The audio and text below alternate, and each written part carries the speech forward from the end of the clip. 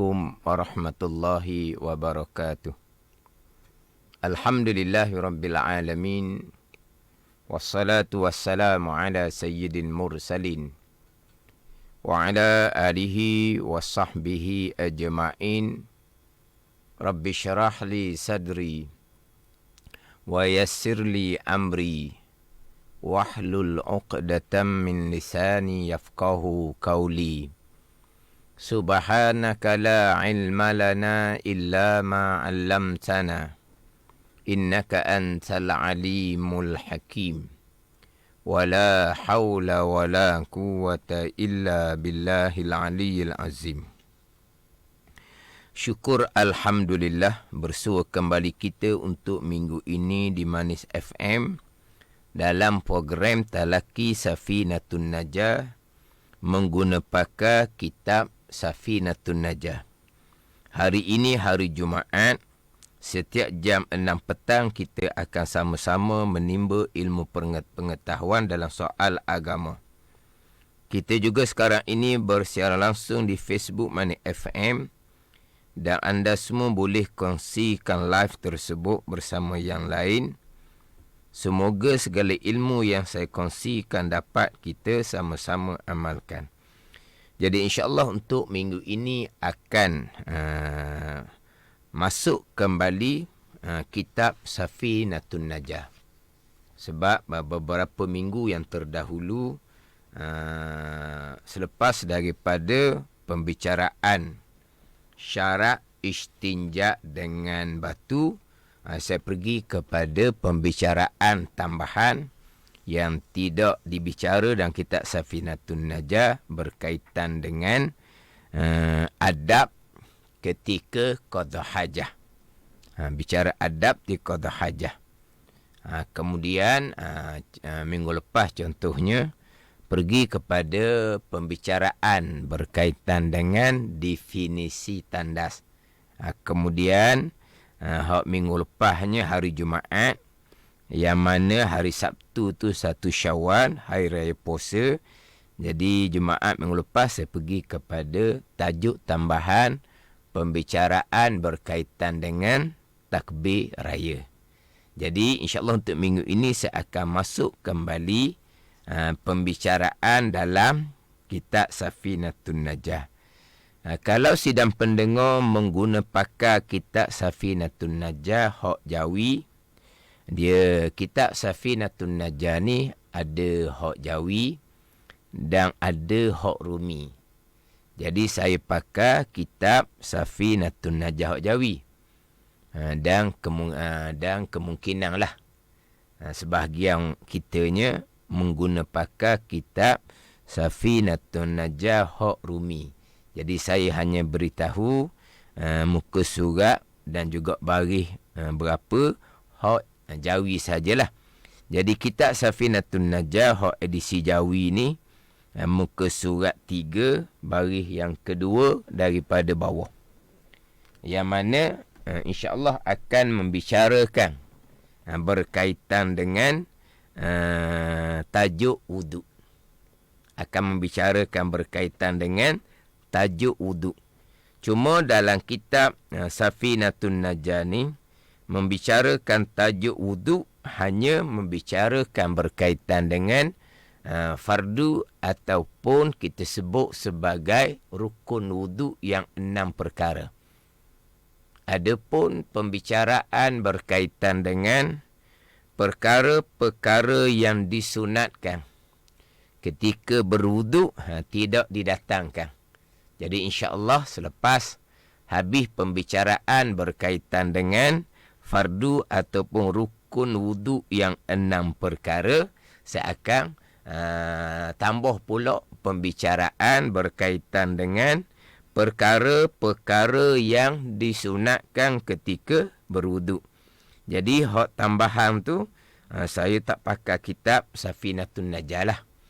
Jadi sidang pendengar maklumi, kitab Safinatun Najah ni kitab fiqh yang agak ringkas. Kitab fiqh tapi di awalnya pembicaraan berkaitan dengan rukun Islam dan juga pembicaraan berkaitan dengan rukun iman. Kemudian masuk tajuk pekoh ni, tajuk bab taharah, tajuk bab sembahyang dalam bab pekoh ni. Jadi pembicaranya agak ringkas sedikit lah. Jadi hak mana-mana pembicaraan yang tidak ada dalam kitab Safinatun Najah, saya akan tambahlah pembicaraan yang tidak ada dalam kitab Safinatun Najah. Contohnya saya sebut tadi, insya-Allah lepas habis pembicaraan berkaitan dengan fardu ataupun rukun wuduk 6 perkara, saya akan tambah pembicaraan berkaitan dengan perkara-perkara yang disunatkan ketika berwuduk. Ini sebagai contohlah. Terdahulunya bicara berkaitan dengan istinja dengan batu. Jadi sebelum saya memulai bicara istinja dengan batu, saya perinci dahulu berkaitan dengan istinja dengan air. Barulah saya pergi pembicaraan berkaitan dengan istinja dengan batu. Kemudian saya tambah berkaitan dengan adab ketika qada hajah. Saya tambah berkaitan dengan adab ketika qada hajah. Jadi maknanya mengguna pakai kitab Safinatun Najah sebagai sandaran lah. Sebagai kita panggil tapak dia di kitab Safinatun Najah. Tapi ada ketika saya akan tambah pembicaraan yang tidak ada dalam kitab Safinatun Najah. Dalam kitab Safinatun Najah ni bicara bab wuduk. Nanti dia akan bicara berkaitan dengan syarat wuduk. Kemudian pembicaraan berkaitan dengan perkara-perkara yang membatalkan wuduk. Dia gitu. Tetapi dalam kitab Safinatun Najah, selepas habis bicara berkaitan dengan fardu ataupun rukun wuduk yang 6 perkara, dibicarakan berkaitan dengan air yang banyak, air yang sedikit. Dia bicara bab air. Kemudian selepas bicara bab air, dibicarakan berkaitan dengan perkara yang mewajibkan mandi yang ada 6 perkara, 6 sebab. Barulah dipergi kepada syarat wuduk, kemudian pergi kepada perkara-perkara yang membatalkan wuduk. Kemudian rukun wuduk yang 6 perkara ni dia agak ringkas, agak pendek. Jadi insya-Allah saya akan perinci lah. Perinci sebagai penambahan. Jadi kitab Safinatun Najah yang saya sebut tadinya dijadikan sebagai tapak, sebagai sandaran lah kitab Safinatun Najah. Jadi hak disi Jawi yang saya pakai ni muka surat 3 baris yang kedua daripada bawah. Qala al-muallifu rahimahullahu ta'ala wa nafa'ana bi'ulumihi amin. Furudul wudu'i sittatun. Jadi kalau hak Jawi terjemahannya di bawah. Kalau hak Rumi terjemahannya di sebelah kiri. Itu kalau hak Rumi. Hak Jawi ni terjemahan dia di bawah. Furudul wudu'i sittatun. Terjemahan dia, bermula segala fardu wudu itu 6 perkara. Fardu wudu ada 6 perkara. Jadi kita biasanya sebut rukun. Kita biasa sebut rukun wudu. Dia fardu ke, rukun ke, dia satu makna. Fardu ataupun rukun, dia satu makna. Satu laginya disebut wajib. Tapi jaranglah. Wajib wudu ada 6 perkara. Jarang disebut. Bahkan kalau kata fardu wudu pun jarang disebut. Yang biasa disebutnya rukun wudu ada 6 perkara. Jadi fardu ataupun rukun satu makna. Fardu, rukun, wajib dia satu makna. Jadi satu makna antara fardu, rukun, wajib. Apa dianya? Perkara yang diberi pahala kerana mengerjakannya dan diseksa kerana meninggalkannya. Itu makna kepada fardu ataupun rukun ataupun wajib.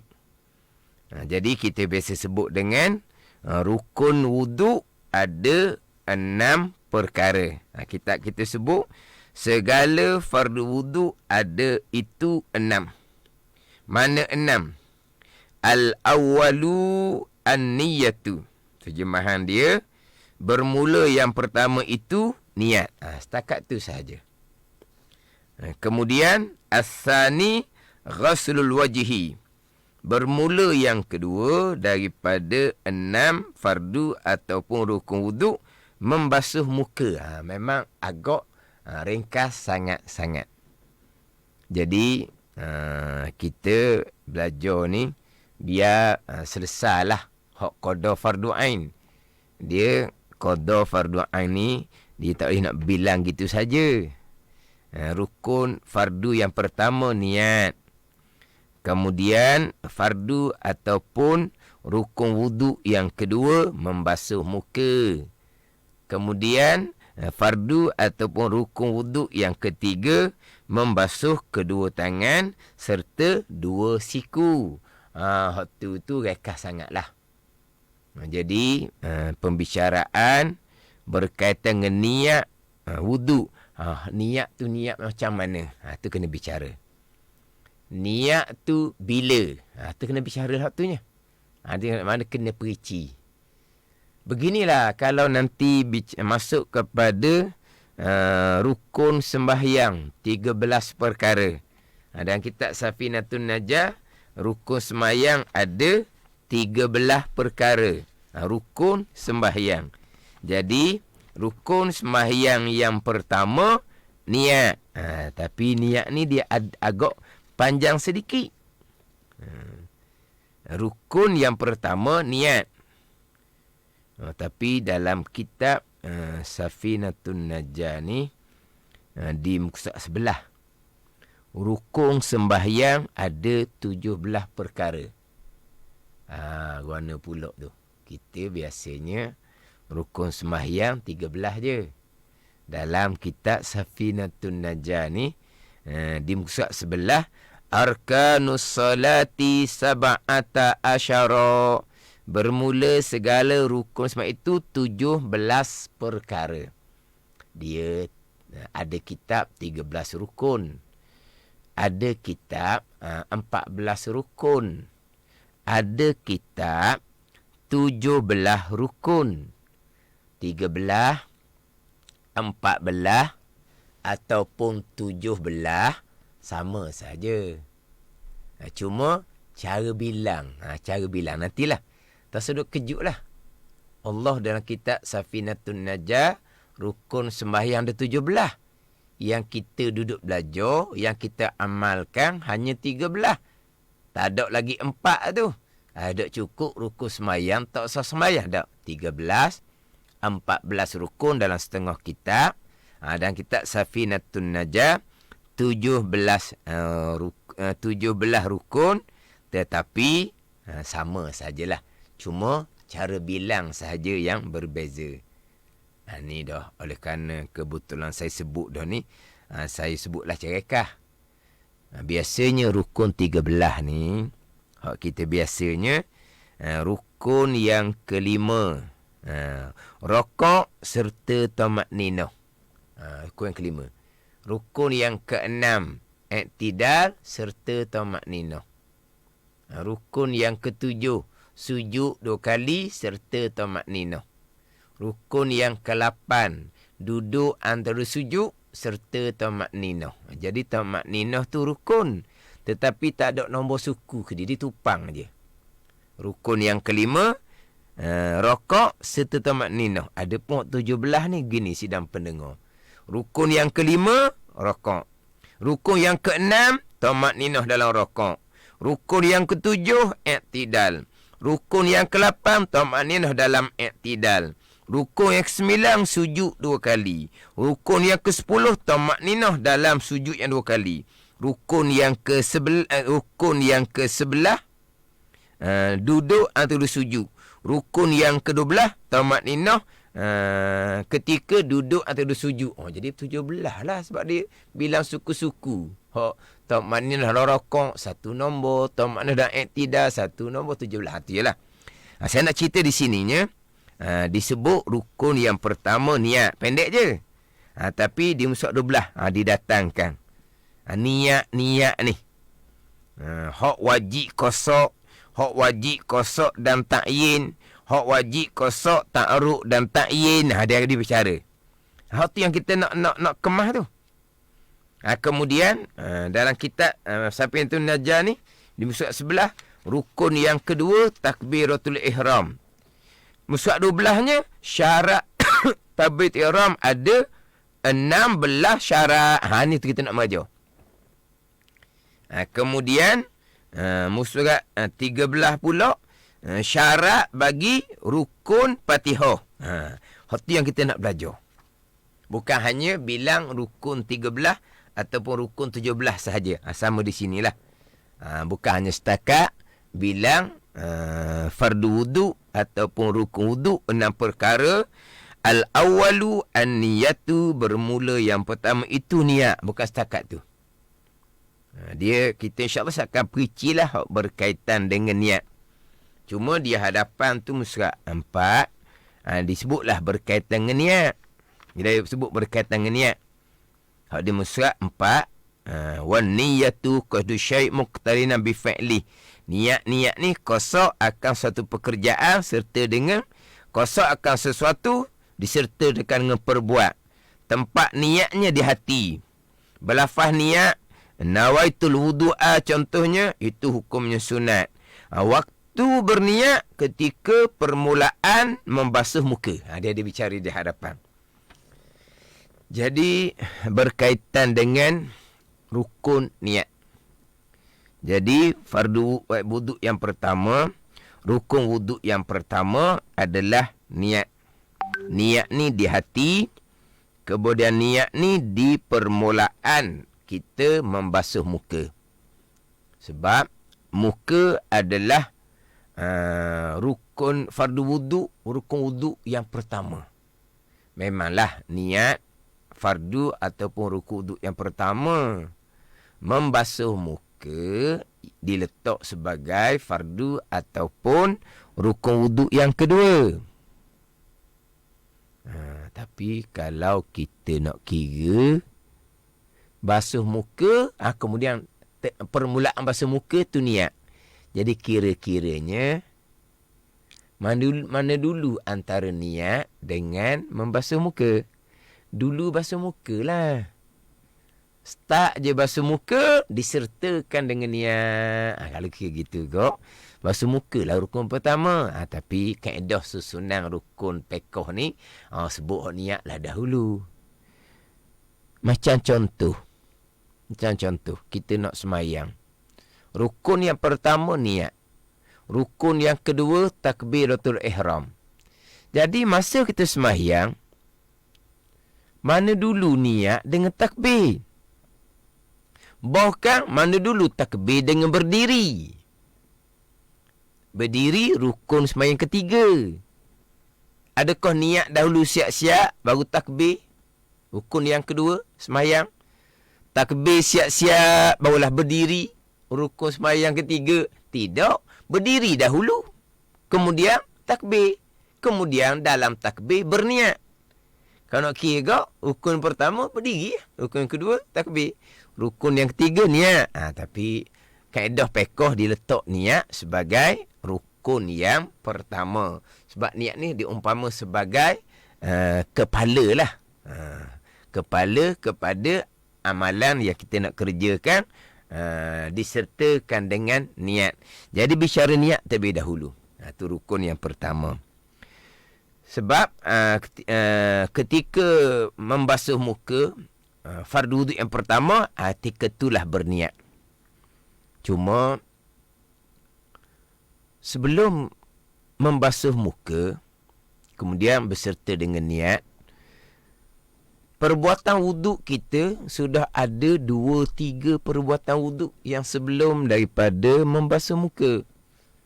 Tapi perbuatan wuduk tu perbuatan yang sunat lah. Perbuatan yang sunat. Tetapi perbuatan wuduk yang dilakukan sebelum daripada membasuh muka disertakan dengan niat. Tapi sebelum membasuh muka disertakan dengan niat, beberapa perkara yang kita lakukan yang ianya adalah perbuatan wuduk yang dihukumkan sunat. Tiba-tiba perbuatan wuduk yang dihukumkan sunat tadi ni dilakukan sebelum daripada membasuh muka beserta dengan niat. Jadi macam mana yang sebelum daripada membasuh muka beserta dengan niat, yang ia menjadi basuhan wuduk, hak berkaitan dengan basuhan sebelum daripada berniat serta membasuh muka. Mana yang dilakukan ianya adalah perbuatan pekerjaan wuduk yang dilakukan sebelum membasuh muka serta berniat. 4 perkara. Yang pertama, membasuh pergelangan tangan. Yang kedua, bersugi. Yang ketiga, berkomo-komo. Yang keempat, memasukkan air ke dalam hidung. Yang pertama, membasuh pergelangan tangan 3 kali. Yang kedua, selesai membasuh tangan, bersugi. Sama ada dengan kayu sugi ataupun bersugi dengan umpama berus gigi.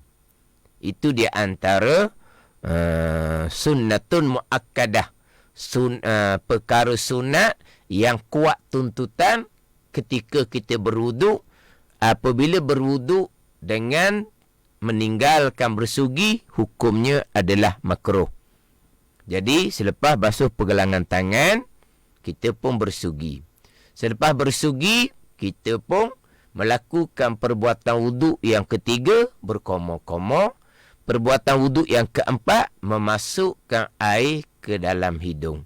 4 perkara yang ianya adalah perbuatan wuduk yang disunatkan, tetapi belum lagi membasuh muka disertakan dengan niat sebagai rukun fardu ataupun rukun wuduk yang pertama. Nak dapat satu-satu perkara amal tu jadi, dia kena niat. Innamal a'malu binniyat, kata Nabi SAW. Amal tu dia kena niat. Tak apalah, selepas dia membasuh muka beserta dengan niat, membasuh tangan sampai ke siku, menyapu kepala, menyapu telinga, membasuh kaki, okeylah. Itu menjadi wuduk sebab dilakukan selepas daripada berniat rukun wuduk yang pertama, fardu ataupun rukun wuduk yang pertama ketika membasuh muka. Jadi persoalan saya tadi, 4 perkara perbuatan wuduk yang hukumnya sunat yang kita lakukan sebelum daripada membasuh muka serta berniat wuduk. Jadi macam mana nak dapat pahala 4 perkara sunat ni? Maka untuk dapat pahala 4 perkara sunat yang dilakukan sebelum daripada membasuh muka beserta dengan fardu atau rukun wuduk pertama, itu niat. Jadi ketika membasuh tangan, jangan lupa sidang pendengar, membasuh tangan beserta hati berniat membasuh tangan sebagai sunat wuduk. Dia gitu. Barulah basuh tangan tu bukan hanya bersih tangan, dapat pahala sunat membasuh tangan. Yang mana membasuh tangan ni hukumnya sunat walaupun tangan kita berkilat. Berkilat macam mana sidang pendengar? Kita mandi siap-siap, mandi dengan bersabun. Jadi tangan kita tu memang berkilat. Tapi apabila selesai mandi beserta dengan bersabun, kita pun berwuduk sebab kita nak solat. Kita tetap disunatkan basuh tangan sebagai sunat wuduk. Tangan kita berkilat, bersih sangat-sangat sebab baru sudah mandi. Jadi kita basuh tangan ni sebagai sunat wuduk. Kena niatlah. Ni nanti saya akan bicaralah. Bila bicara berkaitan dengan perkara yang disunatkan ketika berwuduk, insya-Allah selepas daripada selesai pembicaraan fardu ataupun rukun wuduk yang 6 perkara ni. Ini sebagai sebagai cerita mula-mula. Jadi kita basuh tangan. Itu dipanggil perbuatan. Membasuh tangan, fi'li, perbuatan yang sunat. Di saat kita membasuh tangan, ada qauli, ada bacaan yang disunatkan. Mana? Bismillahirrahmanirrahim. Kemudian ketika membasuh tangan, fi'li, perbuatan sunat, qauli, perkataan sunatnya, serta Bismillahirrahmanirrahim, serta dengan qalbi yang disunatkan. Niat di hati, membasuh tangan sebagai sunat wudu. Tu. 3 situ. 3, satunya perbuatan fi'li yang disunatkan, membasuh pergelangan tangan, beserta dengan qauli, bacaan yang disunatkan, iaitu kita baca ketika permulaan basuh pergelangan tangan, Bismillahirrahmanirrahim, beserta dengan qalbi, niat di hati, saja aku basuh tangan sebagai sunat wudu. Itu 3 perkara serentak. 3 perkara serentak. Macam ginilah, ni contoh. Jadi untuk minggu ni pun, bicara fardu ataupun rukun wudu yang pertama, niat ni pun tak selesai lagi lah. Jadi saya pun tidaklah tergesa-gesa. Sebab kitab Safinatun Najah ini baca gitu je lah. Tidak ditetapkan oleh Money FM-nya nak kena habis berapa tahun. Tak ada apa tu. Dia tak ada. Kalau ditetapkan ada setahun ke kena tamat, 2 tahun ke kena tamat, tu kena tu molek lah. Ni tak ada. Jadi pihak Radio Money FM ni dia tidak ada. Mana saya tidak tergesa-gesa lah. Jadi mana baca kitab ni baca sikit-sikit, kemudian kita kena tambah huraian lah. Jadi seeloknya sidang pendengar yang ada kitab Safinatun Najah ni, seeloknya ada kertas kosong lah, buku ke apa ke, dijadikan sebagai catatan. Dengan mencatat, barulah ilmu tu terikat. Sebab kalau tak catat, ilmu tu akan terlucu. Nak ikat ilmu dengan catatan. Sebab otak kita ni, banyak perkara nak kena mikir. Akhirnya, tak catat, akhirnya ilmu cabut lah, nak ikat. Nak ikat ilmu dengan catatan. Ni contoh-contoh. Tapi hak ni hak rukun belaka ni. Ada fa'il, ada hak rukun 2, hak sunat 1. Hak rukunnya takbiratul ihram, rukun qauli, yang rukun qauli, Allahu akbar. Hak qalbinya niat. Tu rukun yang pertama, niat sembahyang. Di saat yang sama, rukun qauli, rukun bacaan, Allahu akbar. Hak perbuatan, perbuatan, kalau hak rukunnya qiyam. Kalau sunatnya angkat kedua tangan. Tu hak sunat. Serentak tu. Serentak. Jadi hak qalbinya niat, tu rukun yang pertama. Hak qaulinya Allahu akbar, takbiratul ihram, rukun yang kedua. Hak fi'linya berdiri. Tu rukun fi'li. Itu yang ketiga. Berdiri tu hak rukun fi'li. Hak fi'li satu laginya angkat kedua tangan, hak yang disunatkan. Serentak 3. Dia ada niat, dia ada bacaan, dia ada perbuatan. Jadi basuh pergelangan tangan, yang pertama niat, ketika permulaan perbuatan sunat membasuh pergelangan tangan, berserta dengan bacaan sunat Bismillahirrahmanirrahim. Jadi kena niat sebagai sunat wuduk ketika membasuh pergelangan tangan. Barulah basuh tangan tu boleh pahala sunat wuduk. Tak niat tak boleh pahala sunat wuduk. Tak panggil amal. Sebab Nabi bersabda, innamal a'malu binniyat. Amal tu dia kena ada niat. Saya niat nanti ketika membasuh muka. Tu tengah dah. Hak niat sebelum ni. Sebelum ni, hak 4 perkara tu. basuh pergelangan tangan, bersugi, berkomo-komo dan memasukkan air ke dalam hidung. Sidang pendengar ni amati molek lah. Ni kita bicara ilmu pekoh ginilah. Kadang-kadang kita ingat ke beres belaka dah. Lepas belajar-belajar, kena niat juga ketika basuh pergelangan tangan. Dan kalau tak niat, dia bukan rukun wuduk, bukan fardu wuduk. Wuduk sah. Lepas tu, tak ada pahala sunat basuh tangan, bersugi, berkomo-komo dan memasukkan air ke dalam hidung sebab tidak ada niat ketika membasuh pergelangan tangan. Jadi basuh tangan sunat. Berniat pun hukumnya sunat. Tak berniat sah wuduk tapi tak ada pahala sunat membasuh pergelangan tangan, bersugi, berkomo-komo dan tak ada pahala sunat memasukkan air ke dalam hidung. Rugi sangatlah. Buat somok-somok tapi tak dapat pahala sunat. Jadi apabila ketika membasuh pergelangan tangan disertakan dengan niat sebagai sunat wuduk, selesai.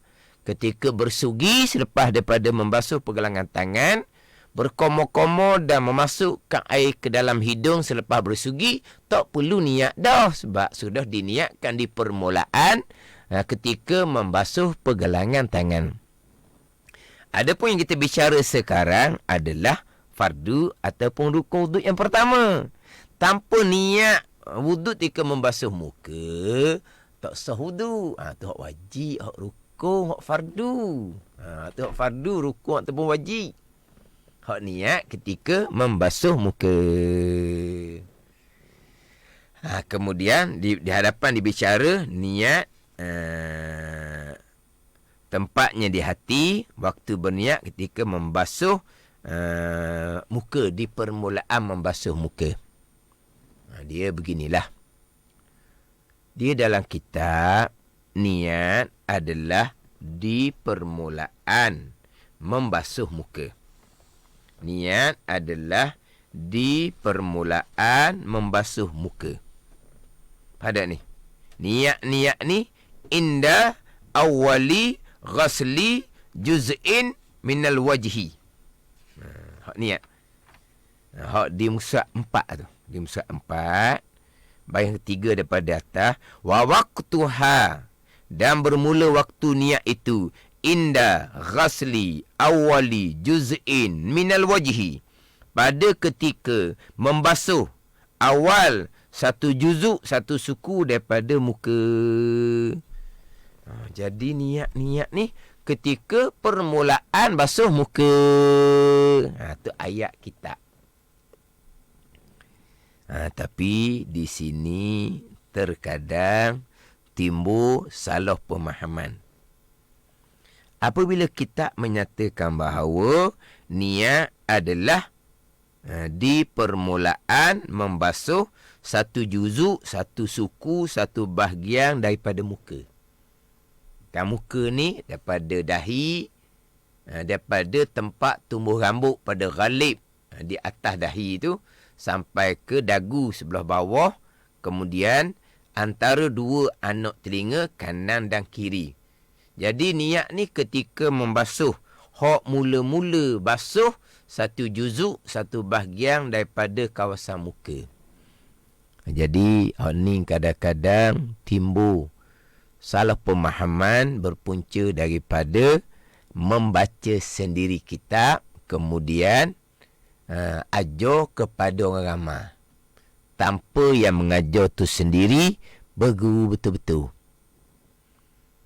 Kadang-kadang orang yang mengajar ni pandai pula sebut. Pandai pula sebut. Sebut macam mana? Kita kena belajar. Tidak boleh membaca sendiri.